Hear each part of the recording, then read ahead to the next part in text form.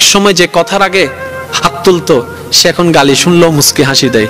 তো বন্ধুর একদিন তাকে জিজ্ঞেস করে, কিরে নেতা, তুই না কথা বলার আগে হাত তুলতি? তখন সে বলে, পাগল ছিলাম তখন তুলেছি, বুঝতে পেরেছি ওই জগতে কিছু নাই, আল্লাহর প্রেমের ধৈর্যের জগতে অনেক বড় নিয়ামত আছে। এত বড় বড় সফল ব্যক্তি যদি ছোটবেলায় লাথি খাইতে পারে, আপনি পারবেন না কেন? আর সবার কথা বাদ দেন, ও নবী, আপনি শুধু একবার বলতেন জিবরাইল উল্টাই দিত, আপনি বললেন না কেন? নবী রাহমাতুল লিল আলামিন বলে, পাওয়ার থাকার পরও যে পাওয়ার দেখায় না সে তো সত্যিকার পাওয়ারফুল ব্যক্তি। সুবহানাল্লাহ। যার হাসে কিছু নাইতে হবে, দেখ চিনোস না এখন, এর নাম জানোস না, আর বা ফোন চিনোস না, যার তো নাইতে হবে। আর যার থেকে আছে, যার থেকে পাওয়ার আছে সে কি চুপ। যার থেকে সত্যিকার ক্ষমতা থাকে সে কখনো কথা বলে। আপনাকে গালি দিল, আপনি উল্টা গালি দিলেন, ধৈর্য ধরলেন। কিন্তু আপনি যদি বলতেন, দিলে দাও গা, আমাকে গালি দিছো দাও গা, সে উল্টা ভাবনায় পড়ে যাবে, কি রে কারে গালি দিই, সে তো লড়ে না। সত্যি করে বলেন তো, আপনাকে কয় মিনিট গালি দিতে পারবে? একবার, দুইবার, তিনবার। গালি কখন ঝগড়া হয় জানেন? একটা দিয়েছে দুইটা দিলেন, দুইটা শুনে তিনটা দিয়েছে চারটা দিলেন, এভাবে কিন্তু বাড়তে থাকে। এবার সে আপনাকে একটা দিল, আপনি হাসলেন, সে দ্বিতীয়বার দিল, আপনি হাসলেন, সে তৃতীয়বার দিল, আপনি হাসলেন, শেষ পর্যন্ত সে নিজে লজ্জা পেয়ে ওখান থেকে চলে যাবে। চতুর্থ গালি আপনাকে দিতে পারবে না, সে যদি আকলওয়ালা হয়।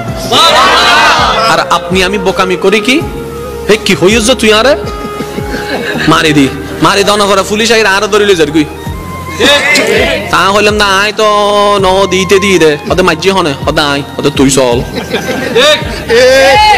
আমি কি বুঝাতে পারছি কথা? আফটার অল আমরা নিজেরাই নিজেদের ক্ষতি করছি।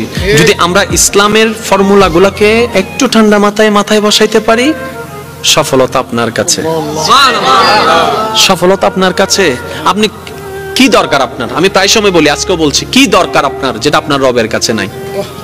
এমন একটা জিনিস দেখান আপনার দরকার যেটা আপনার রবের কাছে নাই, আপনার রব দিতে পারে না। আপনি বলবেন যে না, এমন কোন আমার চাওয়া নাই যেটা আমার রব পূরণ করতে পারবে না, আমার সমস্ত চাওয়া আমার রব পূরণ করতে পারে। তাহলে এবার এই কথাটা শুনে নেন, যেহেতু আপনার চাওয়া সব রবে পূরণ করতে পারে, আপনি রবের হয়ে যান না, রবের হয়ে যান না, রবের হয়ে যান না। কোরআনের ভাষায় বলতে গেলে সিবগাতাল্লাহ, আল্লাহর রঙে রঙিন হয়ে যান, আল্লাহর রঙে সেজে যান, আপনার কিছু কমতি হবে না।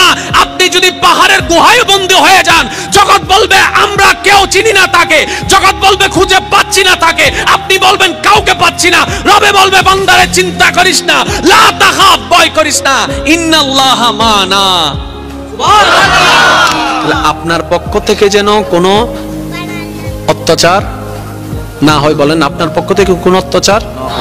কেউ যদি আপনার ভাই কিংবা বোন যদি জায়গা পেয়ে থাকে, সম্পদ পেয়ে থাকে, দিয়ে দেন, কারণ 1 ইঞ্চি জায়গা দিয়ে কিচ্ছু হবে না। ঠিক ঠিক।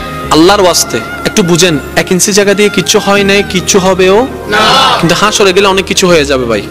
তো সুতরাং ওইখানে যাওয়ার আগে যত মামলা আছে এখান থেকে সব শেষ করে নেন, ঠিক না ভাই? ঠিক। কারণ আল্লাহর পাল্লায় পড়লে কিন্তু খবর আছে, আল্লাহর বিচারের পাল্লায় পড়লে খবর আছে। আর সবচেয়ে মজার কথা কি জানেন?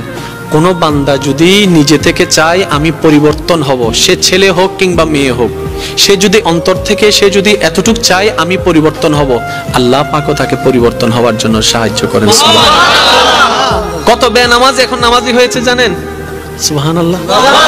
কত নামাজি এখন তাহাজ্জুদওয়ালা হয়েছে। সুবহানাল্লাহ। হাজার হাজার আছে। এক সময় নেশা করতো এমন ছেলে, এখন 5 ওয়াক্ত নামাজি হয়েছে এমনও আছে। সুইসাইড করতে গিয়ে ফেরত এসেছে।